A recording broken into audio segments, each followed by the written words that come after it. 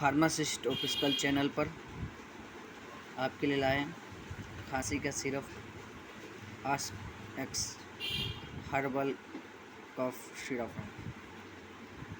यह सर्दी खांसी पल भर में गायब।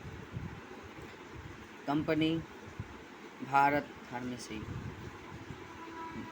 इसके अंदर बता दूं क्या क्या है, ये देख लीजिए।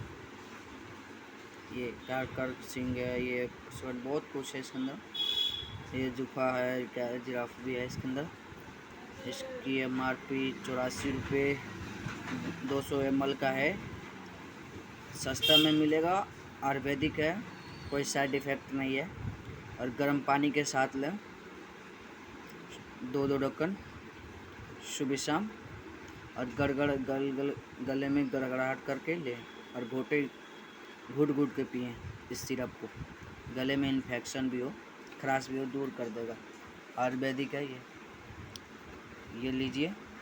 हर मार्केट में मिलेगा, हर दुकान पे मिलेगा। ये आयुर्वेदिक में है। 84 रुपये के हैं और 200 ml का है। और क्या,